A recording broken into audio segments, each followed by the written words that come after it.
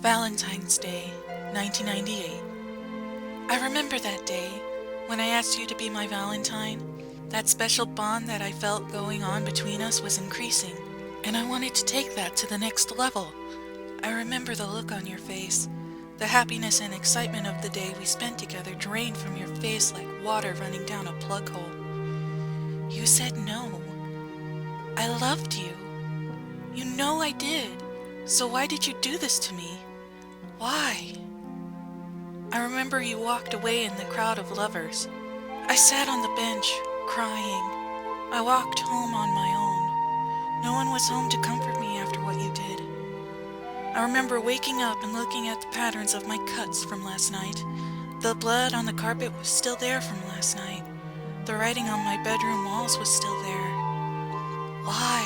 The writing said, all written in blood.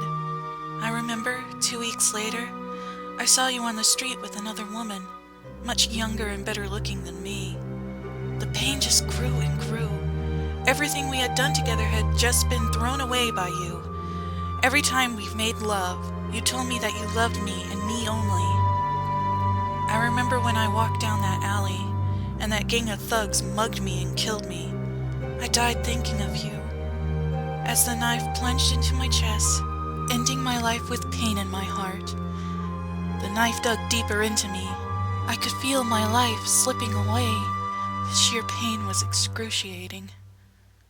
I remember my funeral. My friends and family were there. My mother was crying. My father was comforting her. I looked around, but I couldn't find you anywhere. When I died, it wasn't nice. All I could feel was searing pain through my body as if I was on fire. The pain was excruciating, and I only escaped because I didn't feel complete. I felt I needed something more, and I knew what it was. It was revenge. Don't know how I escaped, but it involved a lot of pain. When I got back to Earth, I felt like going straight home to say hey to everyone and say I survived. Then I realized no one could see me. So I just decided to kill the thugs that took away my life. I could still move things, but I was invisible. It was great fun, and I enjoyed it so much. The first one I went for ended up face down on the ground with a cracked skull and no scalp. He never knew what hit him. I used the same knife he used to kill me to carve his pretty little eyes out of their sockets. By this time, the two other assholes had backed into a corner. I ripped the first one's fingers off with my teeth. After that, I cut his eyes out, holding them in the same hand as the others. I knew what I was going to use them for. I was going to make a necklace for you. With the second shuddering in pain on the floor and the third in tears, I felt the rush and became even more violent.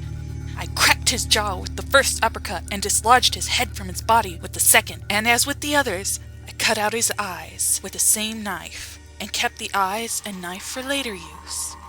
I knew where I had to go next. I was going to her house, the one who took you from me. I was going to be less forgiving to her.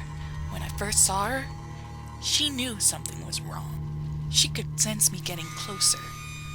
I knocked her out with a single punch to the neck, taking out her airway and suffocating her until she collapsed. After that, I surgically cut a hole in her throat so she could breathe. I wanted this to last for as long as possible. She choked up blood and started to wake.